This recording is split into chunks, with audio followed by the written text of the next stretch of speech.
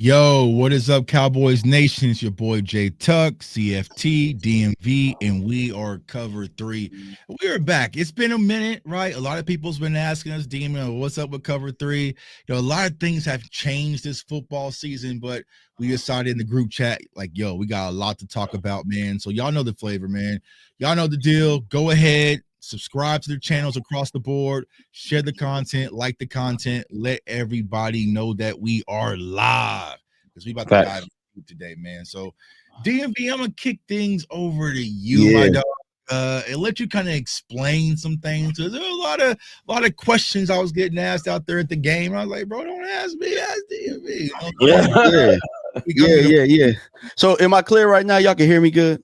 Yeah, you good? Yeah, man. You all right, good. cool. Because I know sometimes this microphone, like you start the show, and then all of a sudden it be going out on me. So look, I appreciate you, Tuck, bro, because you're a real one.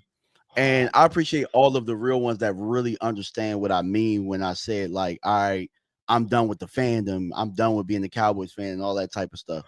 I thought that I pretty much made it clear, but I'm going to make it even more clear, right? And for the people that got something to say about it, you know what I'm saying? You don't got to ask Tuck. You could ask me. I tell you, I keep it straight up and funky with y'all, right? So for me, similar to y'all going to Tuck and asking him and gossiping to me to me that's part of the problem in the nation. Really, it's just so much drama. Folks want to keep the drama going. I want to talk football, and I don't just want to be known as a Cowboys fan. I want my word to mean something. Doesn't mean that I don't want to talk Cowboys. Doesn't mean that I don't want to hang with my brothers. Don't mean that I don't want to interact with Cowboy fans.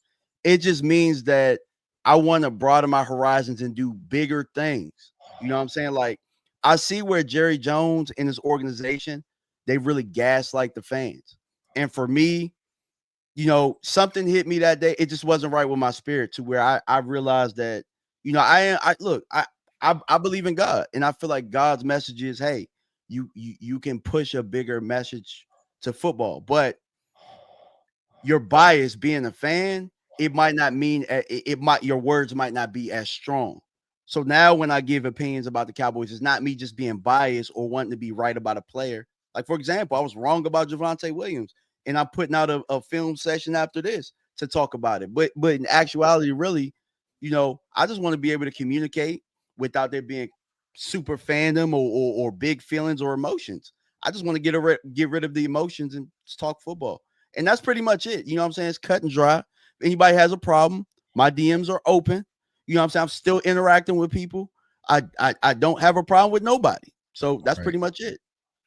Yeah, bro, and I 1000% agree because I kind of echo those same sentiments. And see, well, a lot of people don't understand Cowboys Nation. We talked to y'all specifically because a lot of us, we came in this game, didn't know much, right? Just pure Cowboys fans, just talking about our team. But while doing this, a lot of things have changed. I mean, you guys have seen me. I've been in multiple Super Bowls, different things, right? So it's like, for me personally, when I announced my decision, and I was trying to explain to Cowboys fans as well, and a lot of people comprehend, right? It wasn't that I was never going to talk about the Cowboys, but you guys know, like, the draft that is my thing. Like, that's what I really love. I mean, I'm already probably in the second round of prospects now, keep it right. But it's like, that's what I love to do. But I always felt like I couldn't talk that on my channel because it wasn't Cowboy centric, or like my guy Quentin Johnston right now, who's turning the hell up in LA, is like, okay, I can't talk about that because it's not Cowboys. So I wanted to expand my horizons. And I think DMV is saying the same thing. Like, I'm always going to be a Cowboys fan. I was out there Sunday, y'all. Y'all see the videos. I was out there live and direct. You know what I'm saying? So I'm always going to be a Cowboys fan. I'm still going to do Cowboys content, just not solely only Cowboys stuff. So by doing that move, we gained a ton of subscribers on my channel personally, right? There's a lot of Packers fans came in, a lot of, you know what I'm saying? Who else did I do? I did Edwin Cooper, shit, I forgot, right? Some other fan. Buffalo Bill. But hey, Bill's Mafia, y'all helped me down like crazy on that Keon Coleman film. So it's like, that's what I want to get into. I just don't want to be known as Jay Tuck, the Cowboys guy. I want to be known as Jay Tuck, the football guy, whether that's college, because I do cover college football and all sorts of stuff. So it was for me expanding my horizons, but I always know where my home base is. You know what I'm saying? And honestly, let's keep it a buck, Cowboys Nation. This ain't difficult to do. You know what I'm saying? We really had a phone call a few hours ago, like, let's go live. And you know what I'm saying? It ain't that difficult. We've been quite some time. So it just is what it is, man. But you know, I think people want to clarify that. Because it wasn't that DMV quit and became a fan of another team or something. Oh yeah. I ain't rocking with nobody, bro. I'm just hey, look, I'm working on this RB1 film series right now, which this Javonte joint is super fire right now. Yeah. And I just want to be able to, like, look, we talk about the value of that position, and I just want to bring value to it. Like, and you know, in Dallas, that the value has gone away from that. You know, hell, I know Rome is excited for it. I know Rome is excited. You already know. Like, yeah. I know. I'm just chilling. I'm in the background. I ain't say nothing yet, but yeah, go ahead, you Rome. already know. I be having to temper myself with my excitement on certain things, especially when it's stuff I believed in. You know what I'm saying? I actually was out there campaigning for Miles Sanders. We'll talk about that. But this is the thing. They kept Javonte so under wraps. I didn't know what was happening. They ain't let him. Yeah. They barely talked about him in camp, like almost on purpose.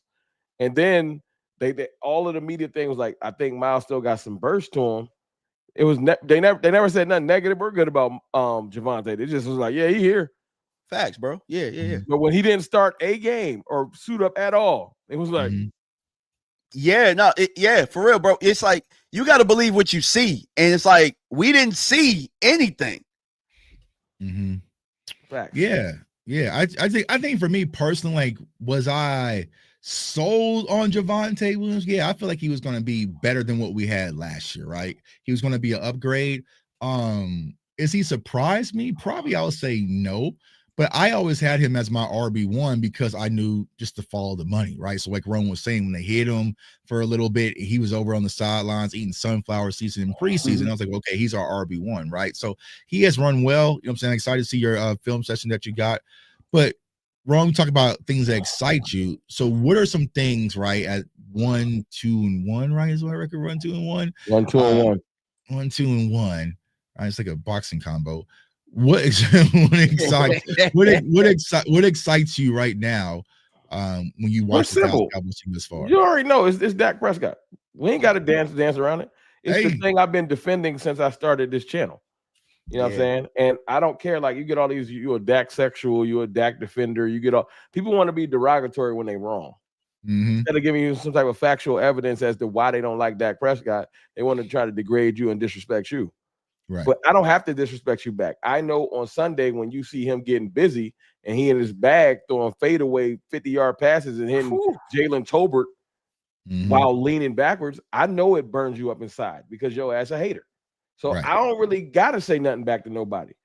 All I got to do is just step back and see, look, whenever you give my man some weapons, he go out there and handle his business. Yeah.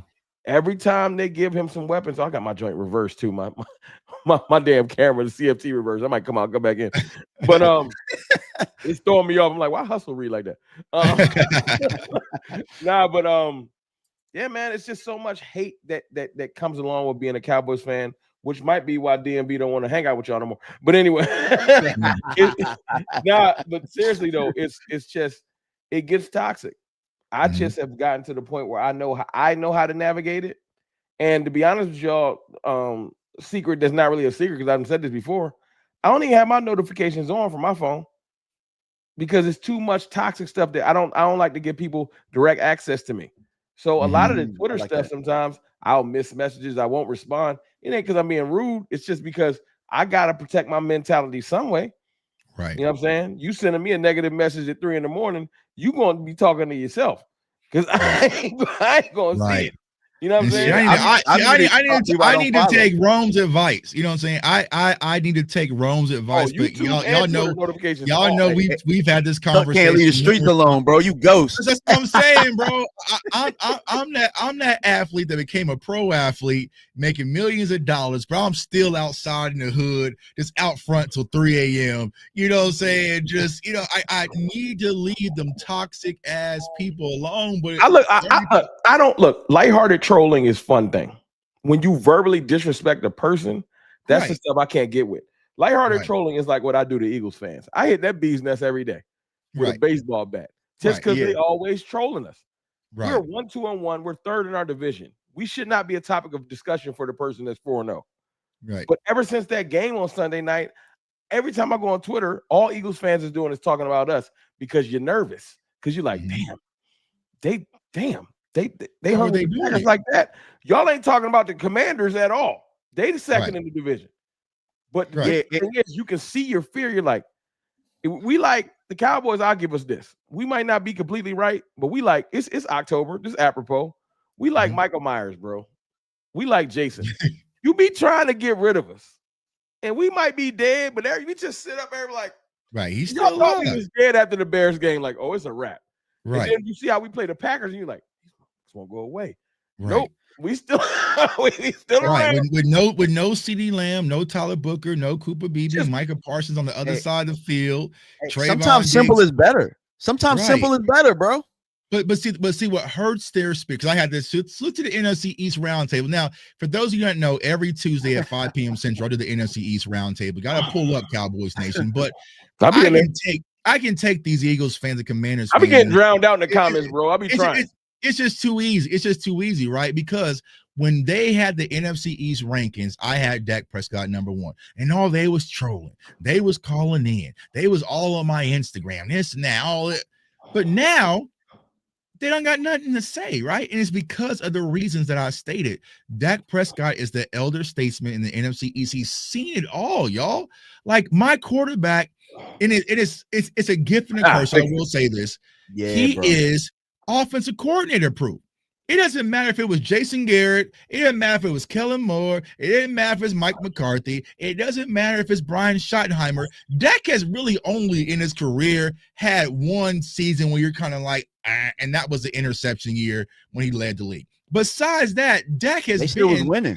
Yeah, they were still winning, and he's been the top in production because people don't understand. Everybody wants the loop-de-loops and the twirls and twirls, and he don't whip he don't hit his nay in the end zone and all that fun shit, right? But when it comes down to playing the quarterback position, there are very few quarterbacks in the league that are playing the quarterback position like Dak Prescott. And I cannot dumb myself down for people who not understand how to go through pure progressions, how to make line changes, how to read the Mike linebacker, how to make adjustments, post-snap reads, pre-snap reads. That's too up here for a lot of those people. So it's just for me, bro. Anybody who knows the game of football can sit back and watch Sunday night. I was live in this play. That was a masterpiece against all odds. And I'll tell y'all something about his quarterbacking, because I've been one that has been critical. See, this is why now my words mean a lot more. I've been often critical of Dak. You ain't alone. A lot of people have been critical. I've been critical about this one thing, about him checking the runs, like playing hero ball. And you're going to see this in the film session with Javonte. There's one time in particular where I know the run you're talking about. Yeah. Where they were close to the goal line. They were at like the 15-yard line. Got like 12 or 13 off that joint? He checked like twice. You know what I'm saying? And then behind his back, he put like the arrows or whatever, like whatever way. And Javonte runs that zone to the right and almost scores. I was like, man, that's high level football right check, there, bro. That's high level football. Yeah, he's gotten so much better at that. And it's who's the quarterback that's on the speakeasy with Acho and them? I forget. Is it? Chase Daniels. Yeah, Chase Daniels. Yeah. So he was the one who kind of pointed it out one time. Like that came to the line, he looked, he saw something like they were in man coverage or something like that. Then he changed it. Then they went to zone look, and then he went right back to. I think he checked to a run or something like that. Like Dak is really playing at a high level. Can I say something real quick? Yeah, go ahead. I just want to say this to echo you guys' points with Dak, and people that don't like it, y'all can get off stream. Right. Like seriously, I'm about to say something disrespectful. Y'all got to realize this is what Dak looks like with bare minimum weapons. This is not what you see in Philly. Mm-hmm. You know what I'm saying? And Philly fans, you can take it how you want to. But this man got just George Pickens.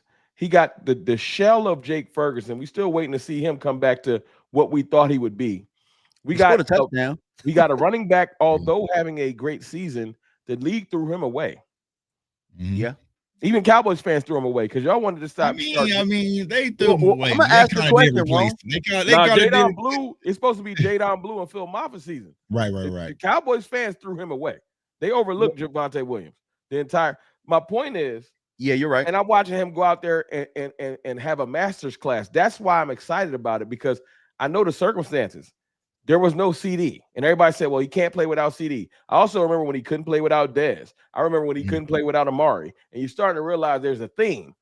You got to give it up, because at some point, all the credit you've been giving these other guys when they got perfect situations. Sorry, the Invisalign is winning. You're starting to realize that when the situation ain't perfect, it look different. Look at what right now, Lamar woke up in Dak's world. Like, yo, my defense is that bad. Welcome to what Dak Prescott been dealing with for most of his career, where the defense can't stop a nosebleed. You know what I'm saying? And then when the defense gets good, they pull way back on the offensive weapons. But that's another story for another day.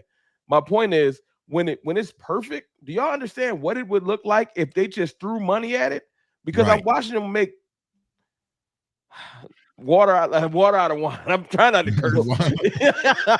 like, you know what I'm saying? He out there. I kind of disagree though, Ron. I kind of disagree. I think they have weapons. I think it just kind of aligned a certain way. Like, I think he needed an X this whole time. You know what I'm saying? Like, and I kind of that's my point. That's my point. Yeah. Like, other teams would turn every stone. You wouldn't have been like, let's see if we can do it without X. Let's see if we can do it with a cheap running back. Most teams would just be like, get him the best running back, get him his X receiver, get him a 2, get him a good offensive line. Let's roll. We're still paying Michael Gallup $8 million this year, by the way. Yeah. The only team out there that tries to do what Dallas does is Cincinnati, which is apropos because you see Joe Burrow out there running for his life, and you're like, y'all gonna try to get this man anything else besides just receiver help? You feel me? Right. So it's just like, I think Dallas, I'll give the Dallas front office this. This is the only little bit of credit I'll give them. You know what I'm saying? A couple of their cheap moves this year are actually working. But it's just, the thing is, it's a lot of hope behind it. It's not that the cheap moves don't work. Sometimes they hit and sometimes they don't. When you spend the money, it's definitive. It's like buying a used car. Offense. You might get a used car that run for 8 years. Right. And you spent no money on it. Like, it's a hit. You might get a beater that blow up in a week. You never know. Or you could just go buy that new car off the lot. That joint gonna run for 12 years because you know what you're paying for. That's the Cowboys. Yeah. Yeah, 1000%, man. And I think that's the problem, right? A lot of people see the results, but they don't see the habits that lead up to the results, right? They don't see the minor details that leads up to the results. So that's why I kind of do my film session. DMV kind of did the same thing, right? You show every little footstep, right? Whether it's, like, because that matters, right? So a lot of people, when they watch the quarterback position, they just see the throw. Now, I'm gonna give you guys a nugget, Cowboys Nation, because we all family. When y'all watching NFL football, college football, you shouldn't even be watching the ball in the first place, right? You should be watching like the offensive line or even the wide receivers. That's going to open up your spectrum when it comes to the game, right? But it's a reason why people kind of get this side eye at me when I say Aaron Rodgers is still one of my top 5 quarterbacks in the league, because I know I could take Aaron Rodgers right now and dump him in any offense, and he's going to be able, no, we're not running that. We're going to check out of that. Oh, shit, this safety's playing a cover 3. Oh, it's a match over here. All right, so you're going to run us like it's like, I always get this analogy. It's like when you play Madden, right? Some quarterbacks, if you ask Madden for the play, they run that play. You know what I'm saying? Like, they run that play. A lot of y'all, when y'all play, if you're playing right, you get to the line of scrimmage, you're gonna put this guy on a slant, put this guy on the post, this guy on the corner, block your offensive line, tell your running back. So that's what Dak is doing in live action, y'all. And it's not an easy task. There's probably only 3 or 4 quarterbacks right now: Rodgers, Dak, Mahomes. I think Josh Allen does too. I don't watch them too in depth. I don't watch him. Are you talking about like good quarterbacks right now? He's Stafford. talking about that quarterback line of scrimmage. I'm saying quarterbacks that are in full command of their offense, Matthew Stafford, and everything. Because when you watch Dak Prescott, y'all, just watch him at the line of scrimmage, watch Dak Prescott for a few games, and then watch other quarterbacks. They're not as active at the line of scrimmage, right? No. And I remember, like I said, I asked Kurt Warner this on Twitter. He's like, there's only been a few quarterbacks that get that leisure. Aaron Rodgers had it, Drew Brees had it, Peyton Manning, Tom Brady, and Dak Prescott. You can earn it. So it's like there's levels to it. There's levels to it. There's a cerebral level to it. And Dak is playing at an all-time high right now. Now we'll talk about this. Should that be the case? Because Ron, we talked about this on Twitter, right? He shouldn't have to carry every game. But if I need him to do it, I know he's at that game on Sunday, and I had a few, you know what I'm saying? These Cowboys readers, right? I was comfortable as hell. When we got the ball, like, oh, Dak's going to drive down the field and at least get in field goal range. Like that's the type of mindset I have with my quarterback now. He's but this elder statesman. To your point, this like because ain't nobody perfect. And this is where people they seem their ears always seem to get clogged when I talk about Dak and I throw some negativity out there. They're like, "Oh, you'll never be negative." So pay attention. Hit your record on your phone. Right. Dak Prescott's problem is his confidence is supremely up there, especially in games he started to click. Mm-hmm. There are moments like with every quarterback where it ain't clicking, and other teams will make sure, okay, the moment has arrived where it's not clicking. This is my counterpunch. The Cowboys always just be like, no, the counterpunch is still some Dak. So like where there's games where you're like, yo, it ain't rolling right. We need to settle down. We need to run the ball 8 times straight just to settle everybody down. Yeah. Take the nervousness out of the next throw. I don't even care if we get a first. We just gonna run the ball and give everybody kind of a reprieve, let the defense rest a little bit. We haven't had that. You know what I'm saying? So like in the playoff game with the Packers, that's the one that always kind of comes to mind. When we came out there looking flustered that first drive, we should have had a counterpunch.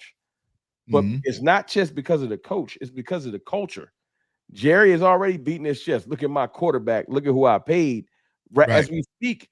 And that creates when the rubber meets the road is like, well, I paid you, didn't I? And sometimes in strategy, that's stupid. You got to have a better strategy. And I'm hoping that Schottenheimer, because it's all about you can have your doldrums and your bad things in the past, but that moment will arise again. I want to see what's going to happen. I have seen in the last couple of games, I will give Schottenheimer this. I've seen him run where we wouldn't have used to have ran the football. Right. So I'm like, that bodes well for later in the season.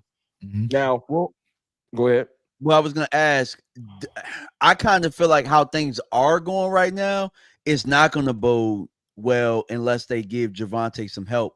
Because with he gonna need some help mentality that he runs with, you want him fresh down the stretch. So you're gonna have to be able to hand the ball off to somebody else you trust. Right now, I don't think anybody trusts Miles Sanders.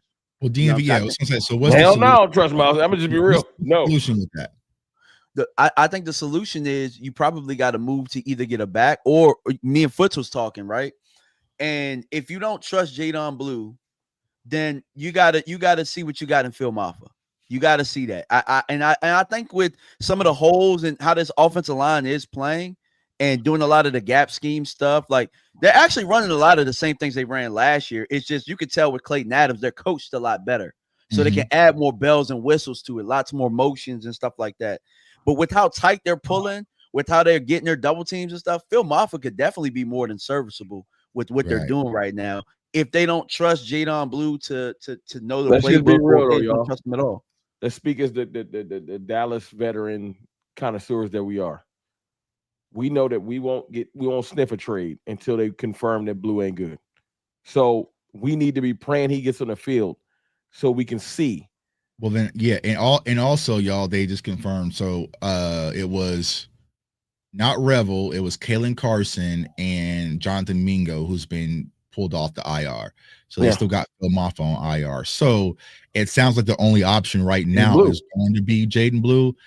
But I don't know, y'all. Like I'm personally giving up. I feel like if the Miles Sanders ankle injury, he still doesn't get active, then I'm done talking about Blue, bro. I'll just get to you when I get to you. What's funny though, Tuck?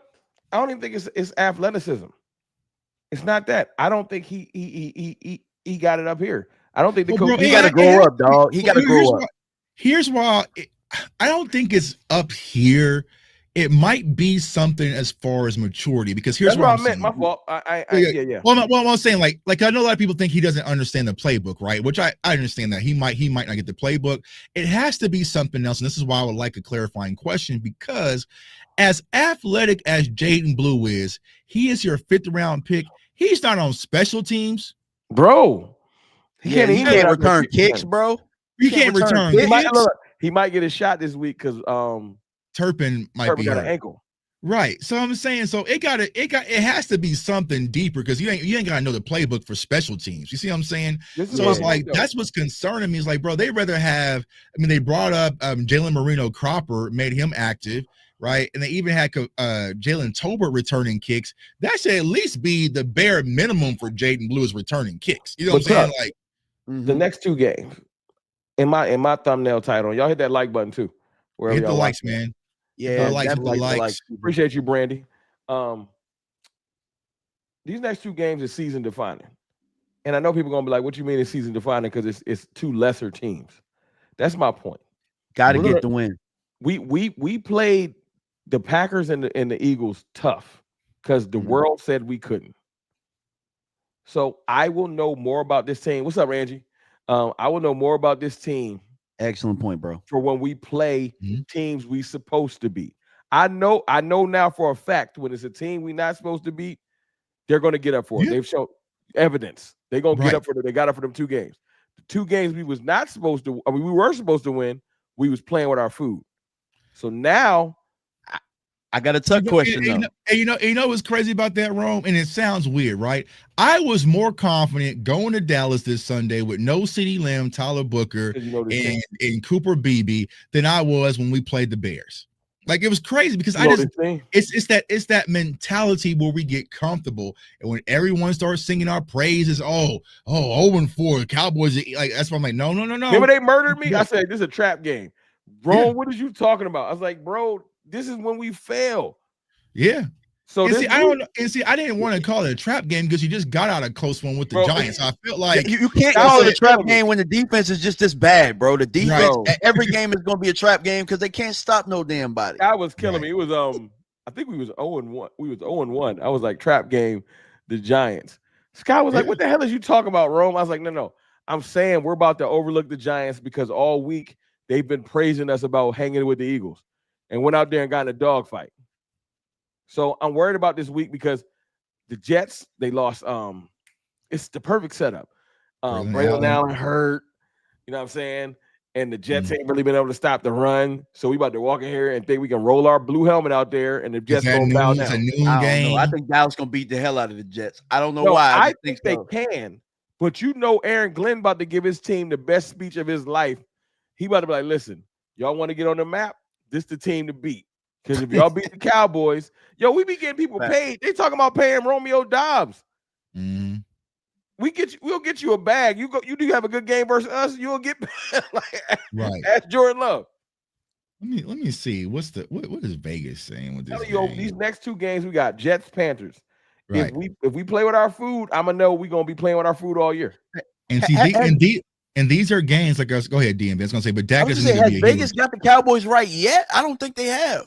So we only 2.5 point favorites. And we should be. We are 1-2-1. I need to play. The best thing I heard this week out of everything with the tie was from Bobby Belt. And you know the 103.5 The Fan be looking for all the negative stuff to find. Right. Bobby Belt said, I couldn't wait to ask and try to see how the players were after the game. Directly after the game. And he's like, I was surprised to hear ain't nobody happy. Mm-hmm. Because if they was walking around like, we tied, we would have been in a world of trouble. Bro, for so when they really wanted that one, dog. They really wanted that one. It was the most awkward football experience I ever been through in my life. Where we was banging, screaming, yelling, they screaming, go Pack, go, we go. You know what I'm saying? We're going crazy. And after a game, it's kind of just like we didn't know what to do. Bro, I could have lived. I know you can't tie in the playoffs, but if the playoff game was like that, I would have been able to hold my head high. Like they ain't embarrassed me. It was the way we looked in that game, bro. It was just like it was like quiet. Like everyone just left the stadium. Like it was the Packers fans. I think the owners tinker too much with the rules, bro, because I think that the way the rules are now, you're going to get more ties, actually, the way that it is. The old way that it used to be where first score wins, like, you hardly got any ties. Like, now, like, I mean, both teams get the ball, like, all because Josh Allen, like, all because KC went down and kicked the field goal and Josh Allen. You know why we tied too, right? You know why we tied? Somebody made a great point this week. They said Packers mismanaged the clock, but it was because they was afraid of Aubrey because they know that motherfucker probably hit a 70. So they was afraid. And I guess there was reports that Jordan Love thought he was going to get some extra time, so that's why he threw the pass on. Yeah, I heard somebody say that. I didn't confirm it, right? Trying to bleed the clock. Bro, what was the extra time that you think he was going to get? So you thought you get a full another quarter, right? And I ain't gonna lie, Jordan Love, I've done the same thing on Madden. You know what I'm saying? I was like, oh, okay. You know what I'm saying? Like, I got, you know what I'm saying? I'm just going. You ain't hear GP said it. Pickens said, yo, I ain't even know he was about to die. Yeah. I believe him too. Yeah, because I done the same thing. Like, okay, I get the ball back, but time is ticking. It don't matter. Like, I was let the clock run out, and then I'll get an extra minute. They're like, nope. But it goes by real rules. You know what I'm saying? So I lost. I got a good question for y'all though. This is about that game, but it's a sidebar. Last play of the game. You go back and look, and I ain't looked at the all 22 for somebody correct me, but I've heard last play of the game, the two safeties on the field was Wanye and Marquise Bell. So I know Wanye was out there because of Malik, but they said Marquise Bell was on that play and that's important. That game is honestly, that team should have rolled. The team should have rolled with them 2 years ago. I'm wondering. What we know, DMV. I'm trying to be hype about going forward. Yeah. They gotta move forward with that. It's the check, bro. You know the Jones family. It's the check. If I paid you, you gonna play you. Only way you getting out that field is when you get hurt. So when Malik went down, we finally got to see Wanye. Yeah, I was gonna say, like, when y'all said that the Chief move so far had worked, it's worked on offense because Dak is playing at such a high level. No, just some of them. Like, it's every once in a while. Like, I can't. Clowney don't count. He only played 20 snaps. He did affect that game though. I'll give him that. The 20 snaps were very effective. But yeah, go ahead. He's gonna be fine. He know how to play. I'm really disappointed in Dante Fowler. I don't know what's going on with him. Dog, Sanborn should be changed. Sanborn Sanborn, like feet in sand. Sanborn. Sanborn is big dookie. He's zoo doo-doo. He is. It's bad. Like I'm trying my. I'll try my best to lean positive. He looked like he running in quicksand. Bro, he's quicksand. I'm sure he's processing good. He like, I should go over there, and this body like, sorry, player. You ain't gonna be able to no, it was Wanye and Donovan. Wanye, Donovan, Bland, Sanborn. So Bell wasn't on the field. See, people be lying. That's why I had to put that disclaimer before I could confirm it. Yeah, I'm looking at it right now. So I wanted to see if Bell. Maybe that's not the last play. Well, it had to have been the last play. That's the last play. If I'm being 100 on the field, if it wasn't for them too. And then Mara's making that big hit. Everybody wants that game. That game is a blowout. And going back to Angie's question, like, it wasn't hype until like right before halftime. That's when some of the energy came back because it was dead, right? So to my dog Knicks, we was in the same section. They was ready to give up. They called security on them. They called security on Knicks. They didn't call security on me because security knows me, right? But it wasn't no energy. But that block field goal or extra point changed the course of the game. Now, Cowboys fans went crazy because they thought it would 7. I'm like, no, that's not how it was. 2 was good though. It's on 2 points, right? But it just changed the energy, right? It changed the energy, the flow of the game. And sometimes that's what you need, right? That's what you need. And so that's why I've been kind of explaining why, if I'm Eberflus, we'll talk about the defense here in a minute, you need to kind of go with some young, energetic guys, y'all, because Sanborn isn't it. And Cowboys Nation, I tried this offseason to kind of tell y'all that wasn't it, you know what I'm saying? But there was so much Kool-Aid cups going around. Everybody was drunk, partying, saying Luke Kuechly. Only way y'all getting Sanborn on that field is when Demo come back.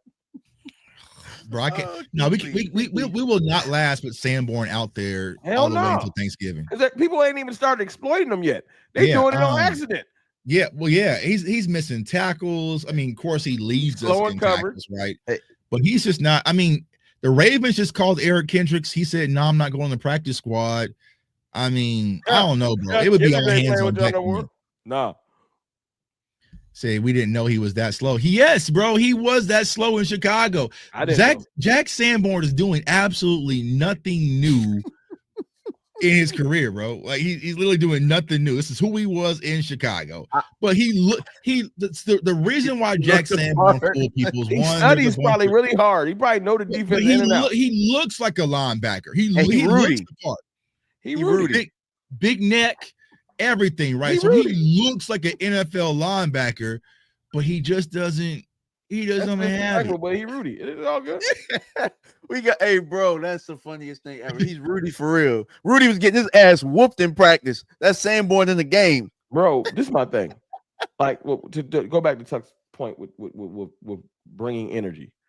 You know what I'm saying? That when you play these teams like this week, you have to do something to stomp out the energy. Like Green Bay was about to break us, right? The energy would have been gone.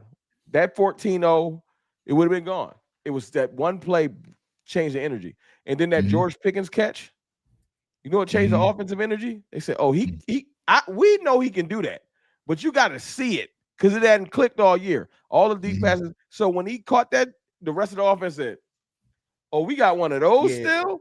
I thought one of those was and one. That was a dunk and one right there. The crowd went crazy. Like, bro. I was calling out from the stand, like, bro, we got 1-on-1 with Pickens. We got 1-on-1 with that. It was 1-on-2, bro. With that safety. No, but later in the game, you can see the corner look scared. Like when you could see it probably in the stadium. They zoom in on the joint. It's like, you can't cover this man no more. And my thing is this. I needed some things happen for a reason. I needed this confidence to happen because CD gonna come back and be CD. But now with the definitive, Pickens can do that, it's going to change the way people defend him going forward. I think they was kind of playing him a little too light. Now, I need this week, I need us to go out there and establish dominance versus the Jets. Like, that's why I said the season defining. Some people get mad at my statement titles because it sounds like, what are you saying? I know exactly what I mean. If we go out there and handle business versus the Jets, it'll give me a lot more confidence going forward. If we go out there and play with our food, I'm gonna know that we just not gonna be there this year. So we should see Joe Milton the next 2 weeks. You right. That's a fact. Handle our business and let Joe Milton come in and get some snaps. You see Joe Milton throw old boy's head. Joe Milton trying to kill that dude. He gotta relax. I thought it was AI, bro. They like, no, that's real talk. Like, no, I ain't playing catch. But all right, full strength. Joe Milton got an arm. Bro, Bazooka Joe, dog. He don't miss, man. Hey, so I gotta ask you something. Go ahead. What's up? Because I know you non-biased completely now. And I've been getting killed before the season. I was like, yo, Dak last year, man, something wasn't right, man. I think he did need, I think he was wearing that boot in the summer. You know what I'm saying? And I think he had more than just the hamstring surgery. I think he had some other cleanup stuff done because he moving differently. How you feel when you seen him actually take a draw, bro? I ain't seen a draw since like 88, like a real one. Hey, bro, I think Dak having that baby, bro. I'm telling you, I've been saying this to people. I think he had on dad weight. Like, your body ain't the same when you have that baby, bro. Like, and I think that even though he having the second one, he's like, yeah, I ain't going through that again. I really think bro was out of shape last year. I think he made it a point to get his body in shape. I don't think he was right the whole, I think he just refused to admit something was wrong because he was trying to get that contract. Because ain't nobody wearing no walking boot off the humble. Yeah, for sure. He wore it 2 years prior. For real? Yeah. I don't know what happened, but I tell you that right now, his confidence, he got the Uncle Rico mustache and the goatee. He looking different. Hey, that mustache funny as hell, bro. You gotta think about this wrong. Yeah, man, he out there like this. You gotta think about it this wrong. You got the tag joint. Tag got that. Tag got this joint straight up. Don't he? He got the beard, but he got the stick. He got the Hulk Hogan. The Dak Hogan. He got the Dak Hogan joint. Because I noticed it. Was it the second game? I said, yo, his mustache a little. I know this weird. I said, yo, his mustache a little darker than his beard. Yeah, he got the kick joint, man. But he got that's an NWO joint too. Hey, I remember one time my barber gave me one of those shits before I hit the Vegas. Bro, I was like, I got my clippers. Hell no. You gotta even it out. You can't be.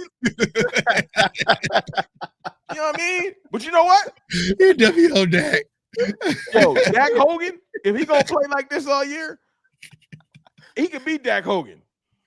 Oh, I got the Hey, look. Yeah. I told you I'm non-biased, but if Dak wins a Super Bowl with that damn mustache, I'm gonna cut that mustache. I'm gonna have that. Bro, I'll handle what's it called? The handlebars? I'll No, come out there with bro. the 88. I hate when my barber try like, nah, separate my Yo, shit. it don't even gotta be the Super Bowl, DMV. If Dak get us out the divisional with that mustache, I'll come on the stream just this. And I'll dye it black so it'd be darker because I'm already dark. Quit it, brother. Brother out, brother. At that point, because you know what though? I'm gonna be honest with y'all. The confidence, and I don't know if it's because of Shoddy. I don't know what's making him move confident, but he is playing with a lot more confidence. Like I watched the sounds from the sideline, trying to watch nuance, and at no point did he look rattled.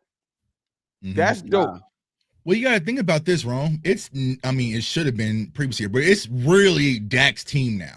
You know what I'm saying? It's really, it's no Zach Martin, Tank Lawrence, like Micah, kind of like it's literally your team now, bro. You know what I'm saying? So, it kind of probably, and plus, I knew Dak was going to turn up, bro, because he did it when he came off the first ankle injury. When Dak returns back to injury and has to miss all them games, bro, he's about to go crazy. Like he's really about to go crazy now. He has to stay healthy. But I got a bone to pick too.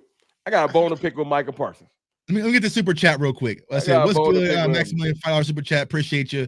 What's good, DC Nation? Just pray Javonte Williams and Jaden Blue duo is dominant, and I would play Wanye and Leofow more. Facts. Agreed. I would, because Leofow's just figuring it out. Comment. He be playing so fast. Leofow gonna be fine. He just turned up. Dakamaniacs. Dakamaniacs make some shirts. Somebody said 24-inch python. Yeah, NWO Dak or Dak Hogan. He'll make make you Dak lovers. No, we're Dakamaniacs, brother. Bro, if you got to make the shirt with him tearing the 4 out. Man, let me get my bone to pick with Micah. I think Micah always I think he respected Dak. But I don't think he believed that Dak could ball like that. That's why Micah's so damn honest when they would be like, yo, man, who your top 10 quarterbacks? He'd be like, shit, it ain't him. And he'll just name other people. I think he was just being honest. But I think on Sunday, when he gave his post game, and he was like, yo, bro, I ain't going to hold you. Like, it's the way he is talking. I ain't never seen him play like that. I think he wanted to say that. Like, he was that fadeaway 50-yard pass, dog, was probably the best. Like, you see that picture of him looking at Dak like, yo, where was that shit when I was there? Yeah. Like he looking at him like, nah, but the problem he was turned up, bro. Dak so we need him turned up like that all the time. So I've seen Dak like that a few times. I've seen him twice in Tampa. Like that. It was another game. I want to say Seattle playoffs. He was like that. But yeah, Sunday was just like when the confidence is for Dak, he clicking. But when he get, it's like when he get, I don't know, maybe it's Fred Warner. Because when he see Fred, he be like, yeah. But also when you think about the 49ers, bro, like they be bagging our wide receivers up. You know what I'm saying? Like, yeah, I was gonna say Pickens, man. Pickens, for some odd reason, like they just have this chemistry there. And I think that he was able to get layups to Pickens that it's typically hard for him to get to CD, where CD's moving around. But Pickens is that X, and it's just like, all right, bro. Like what we envision, tight windows, big body, long arms. Like what we envision, though, DMV. Could you genuinely, after watching that the other day, what we've talked about all summer, you got to apply it. A defensive coordinator is like, yo, we cannot leave Pickens by himself. And what they gonna say? Well, what you gonna lose? CD by himself? Like they literally got to pick one now. They should have leaned on Pickens a little bit more in that Philly game, and I think that game could have gone different too. I think they was building. Yeah, so I did the film session on that, right? Because there was so many easy buttons for Pickens because everybody, the safety was going towards CD. You know what I'm saying? So now, because even like I said, come on, now, Rome, hold on, Rome, hold on, Rome. You can't talk. You cannot sit here and talk about that Dak Prescott pass and not give no credit to Jalen Tolbert, dog. You right. Nah. I ain't gonna lie. I think all three of us could have caught it the way Dak do that. I want to apologize because I be ragging on Tolbert every day. He do make big time catches though. I'll give him that. He do. You know what though? As much as you want to say it was wide open, that shit still ain't easy. Bro, he's toe dragged So that shit I'll too. give him that because that toe it wasn't an easy catch. I don't care if he's Yeah. wide open. Yeah. So you know what, Jalen Tolbert, and you know what? That's another momentum piece. Like that catch, really just like because it was such a dope play. But if he drops it, Right. it's just like oh. So shout out to Jalen Tolbert. You know what I'm saying? You hold it down. Yeah. I know you still got the guest room in Dak house. You know what I'm saying? you good? You good? You live on another week. But look, they activated Mingo. So be on your P's and Q's. But That's not only that's Mingo actually a though, sleeper man. situation. But not only Mingo, man. Ryan Flo was looking in the groove. Oh, yeah, that's my as dog. well. So Hey, everybody was in the groove because Dak in the running that's game. the difference between our quarterback and others, right? We make all wide receivers look good. You know what I'm saying? We ain't be reading no We ain't got a book. trip. You know what it You know what I'm look, saying? AJ Brown. They don't be doing they 75 hard on the sidelines, reading they 10 pages, you know what I'm saying, in the middle of the games. Dak make all Brown wide would receivers love look to good. be over here. Y'all can say he already got his chip. He put it out there. He said, listen, I get excited about dominating my opponent. If Dak Prescott if you traded places, if Dak Prescott went out there with that line and them two receivers, he would throw for 6,000 yards. Yeah, he would cook, bro. He would throw for because he would have so much time. What? Right. Yo, Dallas Goddard and shit. And he would have Saquon. Philly fans would be, it would be reversed. Hey, Dak would be like, hey. A whole Philly bunch fans of like, we always love Dak Prescott. I didn't know bro didn't have a completion the whole second half of the game. That was all right. Forget it. My fault. Little trolling for y'all. But I want to ask this question, DMV, back to you because it seems to be a hot topic button. Clarence had posted about it. Trayvon Diggs. Let me go back to it. Yeah. I meant to talk about that in my monologue in the beginning, but yeah, ask me. Go ahead. Yeah. So someone asked, do you think that it's a possibility that the Cowboys would cut or trade Trayvon Diggs next year? No. I probably think this is his last year as a Cowboy. Just the way that the targets are lining up. Like Tuck, like you told me I was a marked man. Trey is a marked man right now. He can't do anything right. If Trey makes a good play, like Trey probably made the defensive play of the game, but we sitting here talking about him in the huddle getting locked in, you know what I'm saying, while Dak is talking and being nitpicky when Turpin's doing the same exact thing. You know what I'm saying? Like, I just think that it's probably run its course, and I think that it's probably by design. Just like I think that the whole Micah thing was by design, just based on what the actions say. They went out, they got the corner in the third round. You know, they kept bringing in corners. I just think that they're probably setting it up to where they look good at the end of that divorce. But that's fine. After the year, though. I need Diggs to play well, and I need the Cowboys to not be silly and do this like Amari Cooper. If he's going to be gone, that's fine. But Diggs, go put your best foot forward so that you can go somewhere that you want to be. Cowboys, make sure y'all don't downplay him and do what y'all do, which is kill his value and then be forced to cut him. I need him to play well, go out there and get us a third or a fourth, get our fourth back or third that you keep getting rid of those late picks, and then let's just roll. Because Diggs at the top of his game, he might not be the best corner in the league, but the way that our fan base, and I'm looking at y'all, be acting, I ain't got no reason to defend him because Diggs don't even like me. But you know what I'm saying? Truth of the matter is, he's not that bad of a corner. I feel like if he's in the right system. I haven't seen him getting his bag last week because of that one play. He got his interception. It's still in there. Yeah, he got a pick that got called back. I mean, this week because they had too many men on the field, right? It's still in there, so it's there. Clarence had posted because I had mentioned earlier, right? In DMV, you're spot on, bro. Whenever you can see the mark of the beast is what I call it when it comes to Cowboys players. You just know they don't stand a chance, right? Diggs does not stand a chance because he has the mark of the beast, because people are still talking about how Diggs played on Sunday when Deron Bland actually played bad out there opening drive, and there's nothing about Deron Bland, and he just got paid, right? It says Diggs. But Clarence Hill had posted this earlier on Twitter. Cowboys Trayvon Diggs. He let him stir it up, don't he? Yeah. Who has made his bones in the league as a man corner. It was has asked Matt Eberflus to play more man coverage. Until then, he said he'll have to get comfortable being uncomfortable as a zone cornerback. He will start this week against the Jets after being benched to start the Packers game. He said the coaches were holding him accountable for his on and off the field stuff. So it seems like there is a rift with Diggs and the defensive staff, which is rightfully so, right? And here's what people have to understand. I get it. These players are like legends and gods in some people's eyes, but they have this human aspect, right? You lost Micah Parsons, who you're close to as well. But not only did you lose Micah Parsons, you lost Al Harris. So now you have this brand new coaching staff coming in, cornerback coach probably teaching you brand new techniques. All right, you're trying to do this shit. It's 4th and 5. They got you playing 8 yards off the ball. You know what I'm saying? Like, it's just, and then of course you're getting beat. Your mental aspects have to turn. It's like, man, F this, dog. You know what I'm saying? Like, this, what are we doing, right? So Trayvon Diggs, he is a man corner. The same thing kind of with Deron Bland. Now, Deron Bland's a little bit better in zone, but it's like when you made your money and made your mark in the league doing things a certain way and someone's trying to change it, and then you start getting beat, then get blamed for everything all on Twitter, it kind of sparked something. So I knew there was something probably brewing behind the scenes where it might not just be a Trayvon Diggs thing. It might just be a defensive thing where they're not buying in to what Eberflus and this new defensive staff. And the one thing we haven't figured out, y'all, is who signed off on Eberflus as the hire. Like, that's, we know who did.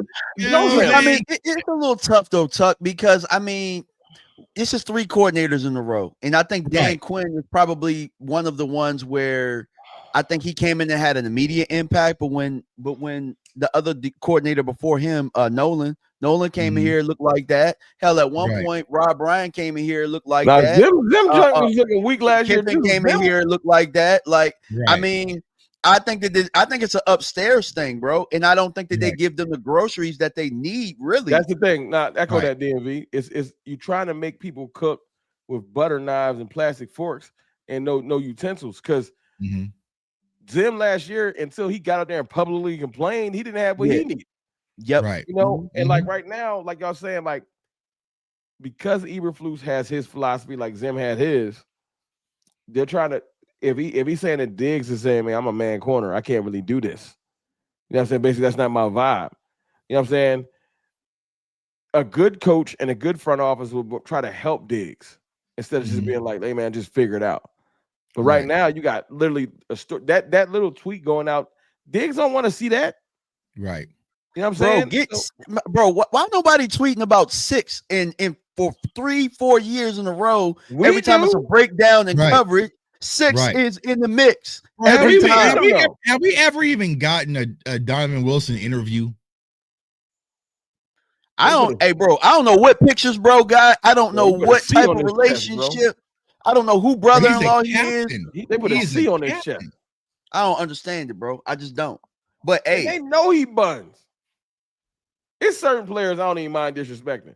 Donovan Wilson been bad so long, he might just get it back in blood. I don't care. You trash. And so if you hear it, it is what it is. Play better. That's who need to block Rome. Hey, Trey, take the block off of Rome. Hey, Donald. Trey Diggs forever. Yeah. Yeah. So it's like, yeah, bro. I just think that, it's and you're right, Rome. It's like sometimes you as a defensive coordinator or offensive coordinator, you have to match your personnel. Like, you got to know the ingredients that you have, right? Or say, okay, he doesn't play zone the way that I need. I need to go get me a guy that does play zone the way that I need. But it's just like, it's a competitive thing, right? A lot of corners, depending on your confidence level, wants that matchup, right? You want to go man-to-man, mano-a-mano, especially with the game on the line, you know what I'm saying? But it's like, it's 4th down, and you're backed up 8 yards, 9 yards, because I did this study the other day about the Chicago game because everyone was like, Trayvon played bad.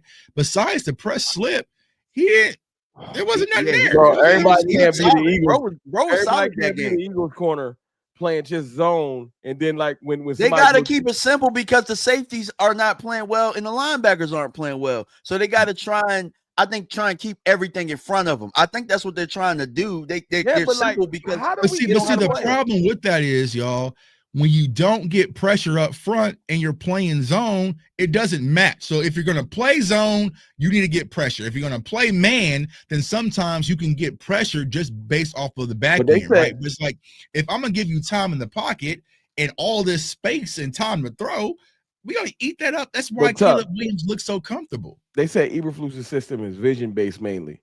To the point where he wants them to be reacting to what the quarterbacks is doing. We already know Donald Brown is a damn back. But the problem is, you're doing a vision-based. You got to be twitchy to be vision-based. You got to be Ed Reed twitchy. Yeah, You can't be like that's my vision point. based and then the play break and you running in mud like Sanborn. Right. You got Sanborn and Dono in the middle Yeah, of the field. they They not even tell attacking them. Dallas outside the hashes. They attacking inside the hashes. Actually, let's do this real quick. I'm gonna pull it up. Y'all keep going. I'm gonna pull it up. I'm gonna cue it up. I want to see what happened on that fourth down. I don't know. Somebody mad. Don't tell Rome to shut up. What? Don't tell. Did they mean to say Dono? Dono telling you to shut up? I don't know. People be angry. Yeah. Yeah, but it's just like, man, I don't understand it. So it's like, yeah, you're gonna have to match what these players do best, right? It's now maybe maybe we get lucky. Game. Maybe Carson, who's a horrible man corner, maybe Kalen Carson a good zone corner. I don't know. Bro, if them the reinforcements that we getting back, you know what I'm saying? It's only one reinforcement. Here's the crazy part, right? You bench Trayvon Diggs, bro. He had 53 snaps. So you just didn't get it. That was a public. That was just for public. Yeah. Bro, it was exactly what we talked about. He's a marked man, so we gotta. That's another strike. This is a strike. That's a strike. Like whoever thought to like, hey, let's look at his body language outside of this huddle. Well, he locked in. Whoever thought that was cool? Like I'm just like, bro. Who made him mad? Who's he? Is it the front office? Is it the D's nuts thing? Like, are we still mad about that? I don't know. I thought him and dude made up. Like, but get him off the team. I mean, I don't want him to leave because I think he still can play. But yeah, don't be just. I hate when you stubborn for the sake of being stubborn. You know what I'm saying? Like, if something ain't working, that's the Cowboys' biggest problem. When certain things don't work, they just stick to it. Like Mozzie probably should be gone. But they just like, nah, it's gonna work. It's like I don't want to blame him because he done been through 3 different coordinators. I don't want to blame Trey either. Made him lose weight. Somebody made him put weight on. Somebody made him lose weight again. Somebody said you playing a 1 technique. No, you playing a 3 technique. Like, goddamn, bro, what the fuck am I doing? Sorry, my bad, yo. That's real though. This is what 4th and 6. God, dog, look how far off they are. 4th and 6. I mean, that's just a base defense. Look at that. Jesus Christ. All right. Boom. Like, now go back. Whose responsibility is that? Hold on. Let's take a look. So it goes Do in we motion. not have a nickel on the field? So you have Wanye, Dono, Sanborn, of course. Bad personnel. Murray. We got 3 linebackers. I think this is Maris, Blaine. Okay. So we have 3 linebackers. So we're in and 3 receivers. That's bad personnel. We're not matching personnel. You getting beat because you don't got the right personnel. My issue is how vanilla the look is. You 59 not like, covering no receiver. They are doing exactly what it is that they're showing. Like that catch is made because 59. So he's supposed to be afraid he's gonna get beat deep. I mean, I kind of think that's where the hole is in the zone. Personally, I mean, look at how they're lined up. It's really just a shell of what they're doing. No, nothing's complex. It's just. Are we not running no nickel corner at all? We're ready yet. Yeah, there's no nickel out there. Technically it's 3 linebackers, so it's running a 4-3. Of course that catch is made. So you got, who is that? Is that Matthew Golden? I think that's Matthew Golden. I remember he made the catch. Matthew Golden versus Kenneth Murray. Okay, I'm taking that matchup every day. Every day. Yeah. Yeah. And so let's look at that from that standpoint, right? All right. So let's look at it from the zone. All right, we probably have to cut this part out of the show, but it's all good. I'm saying I want to get to the bottom. No, they coming through. Look at the pass rush. Look at that pocket. Look at that pocket, y'all. Look at that pocket. That pocket is goofy. There's nobody getting any pressure. If he held it a little bit longer and hit the check down might have even hit more. I mean, because you had Tucker Kraft right here wide open. Open. So you're giving all this cushion, y'all. All this cushion, and you're getting no pressure. Keep everything in front. That's what it is. Keep everything in front of you guys. Like this is a 7-on-7 defense, bro. This is a high school 7-on-7 defense. What the hell is Sam Williams doing? He tried to pass rush and then said, you know what? Then I'm gonna drop back Hey, look, I'll be doing that lurking when I play Madden too. Play man, you know what I'm saying? Yeah. Nah, Yeah. he's lurking. Look, he drifted. What are you doing? He I don't know, bro.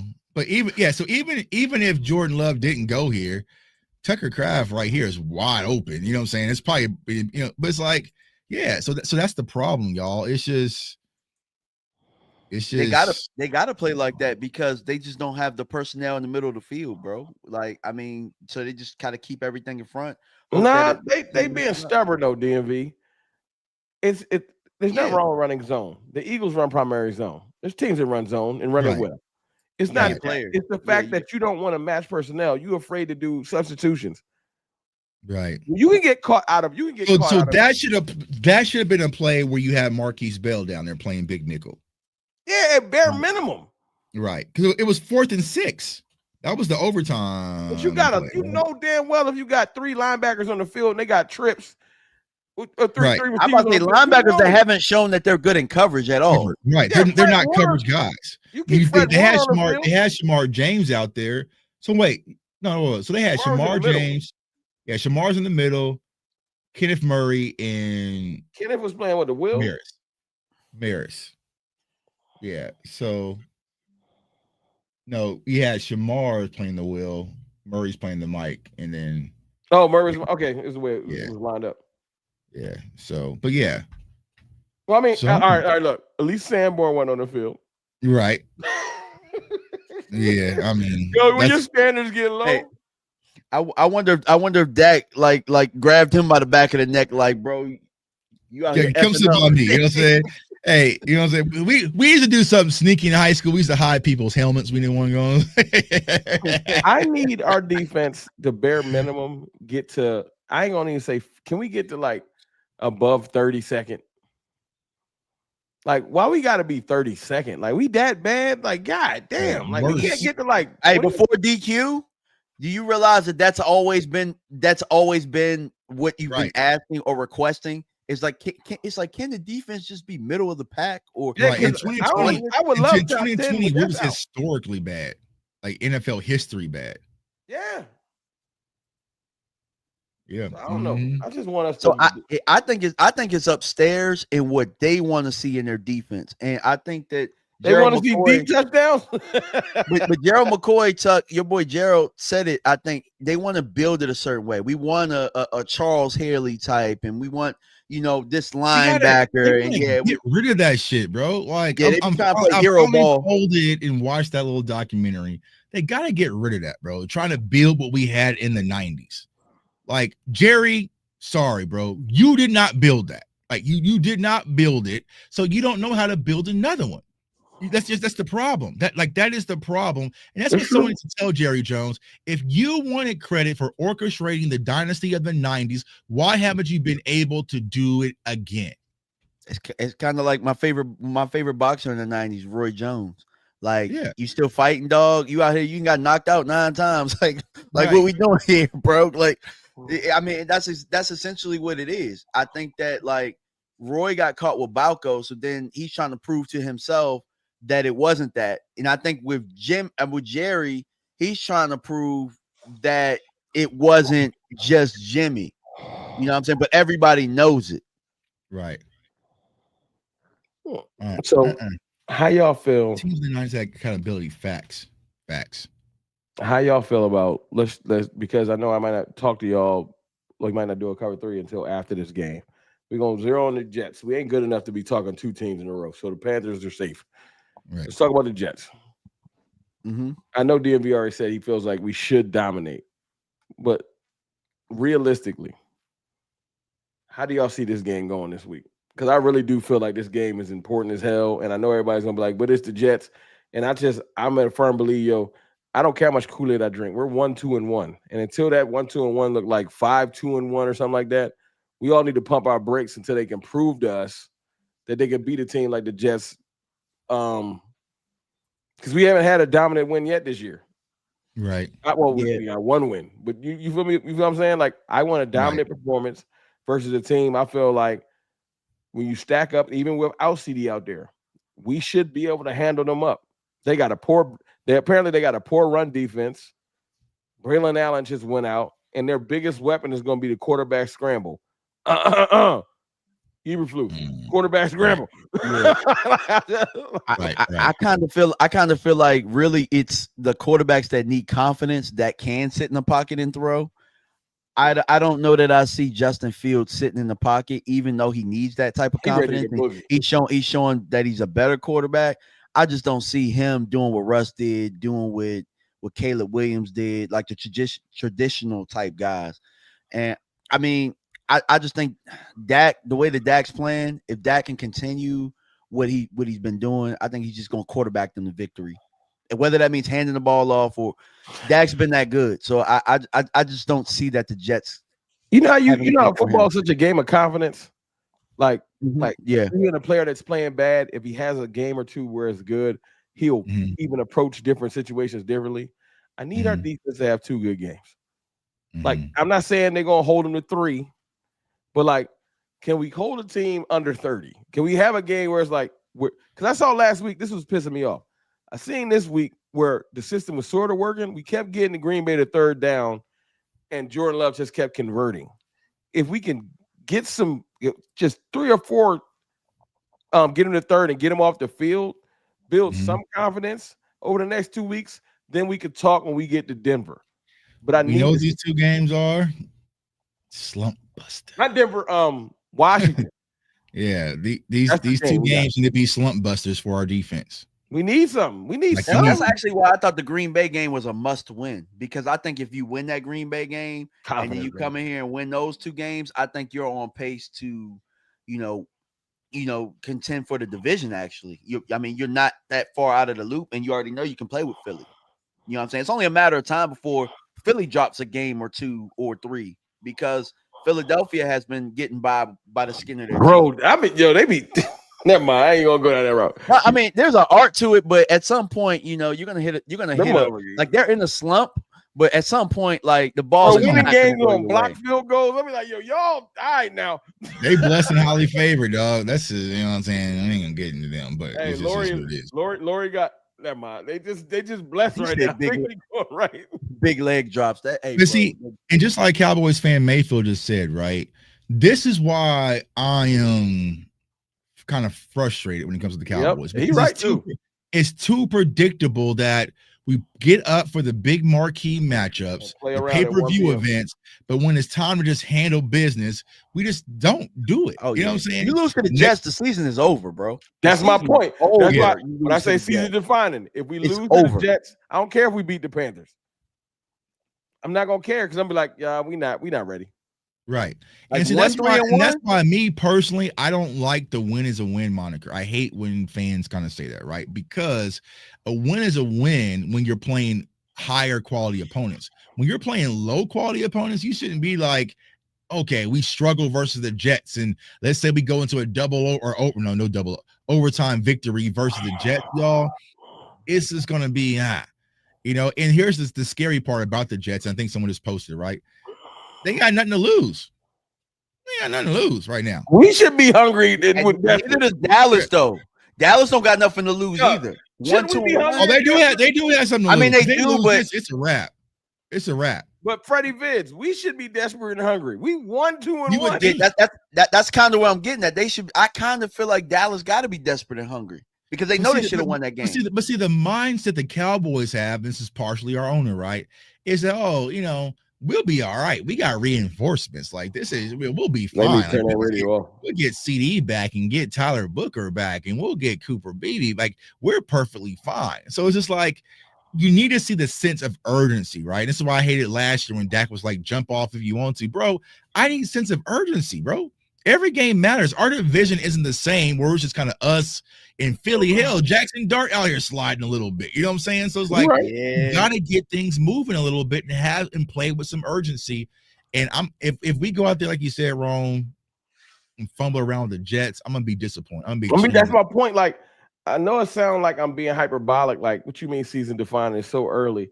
I just want to see, this is application of Shotty's words. you talk about changing the culture. That's a culture change. If I see my team go out there and take the Jets seriously, because that's all we have to do. I don't think this has nothing to do with talent.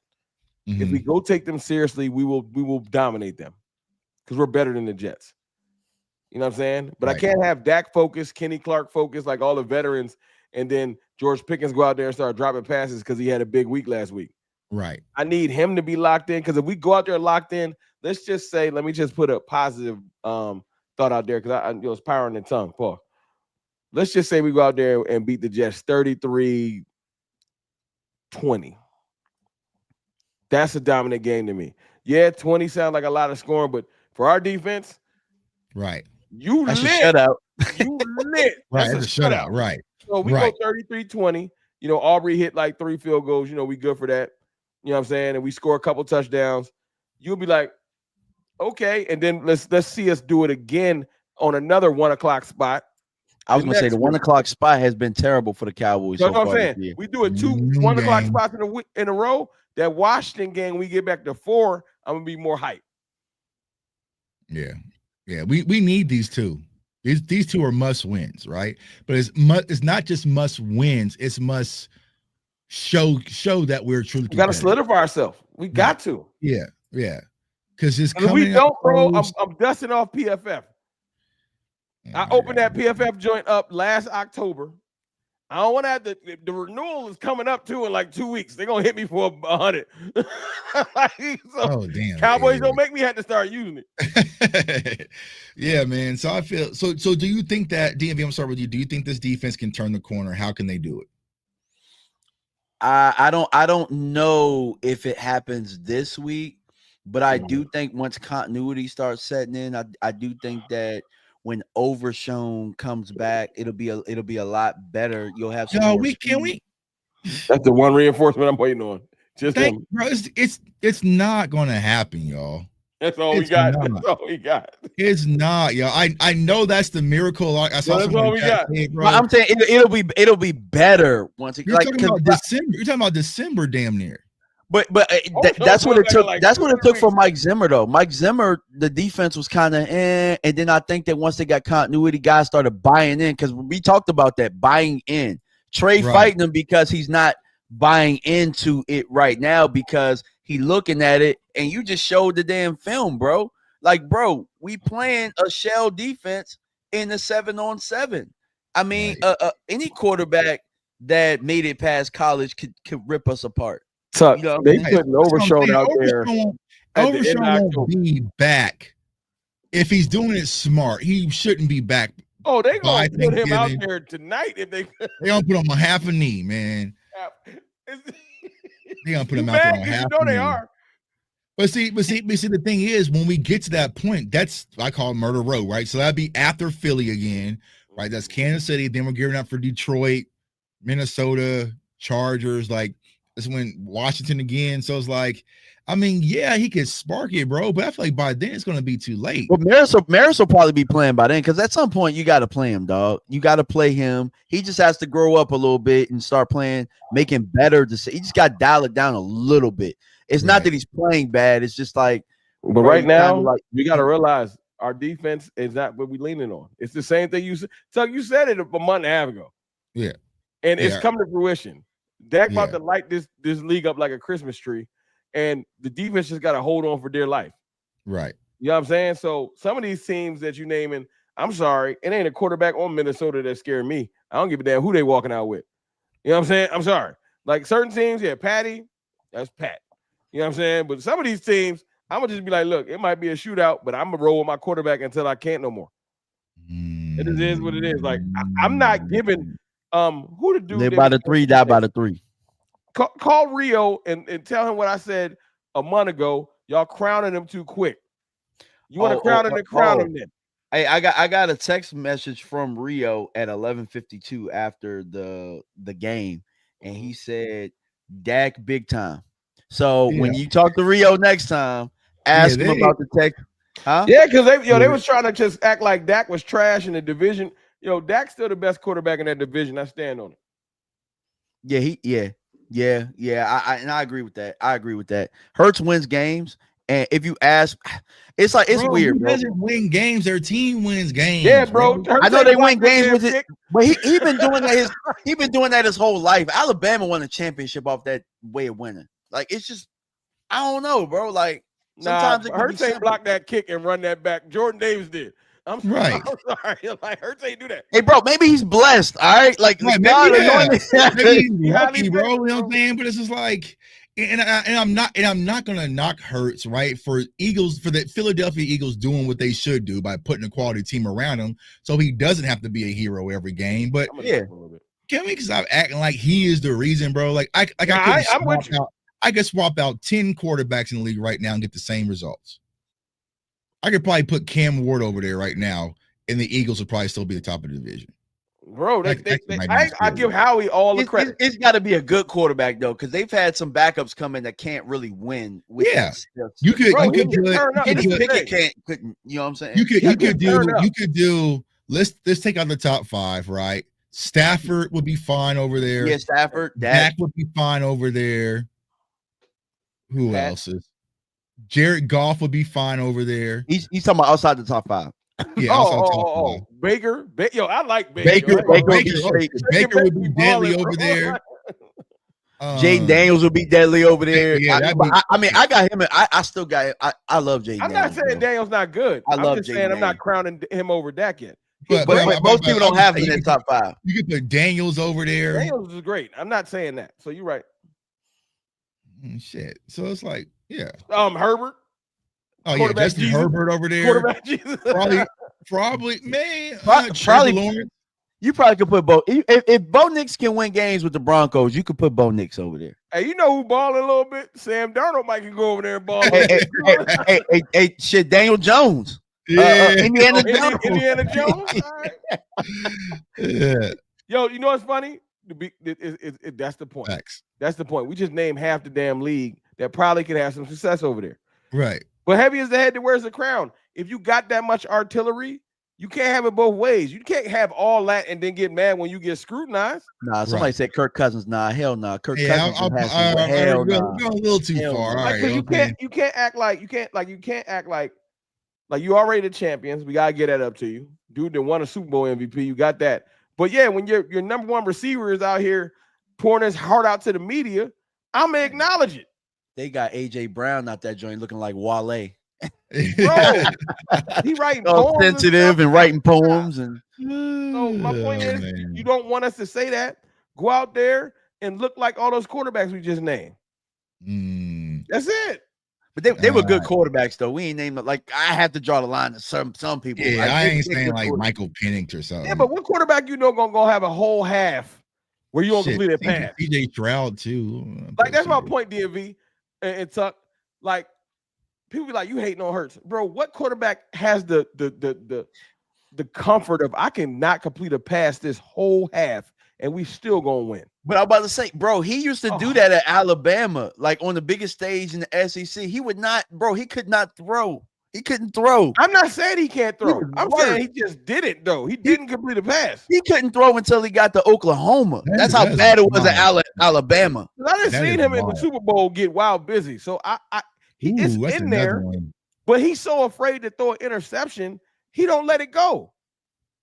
He don't throw tight window passes. He be like, you better be running 6 yards open. Well, and that's what I'm trying to explain. I hate that we kind of pivoted to them, but it's like whatever. That is the game plan to beat them is try to make their quarterback a passer, bro.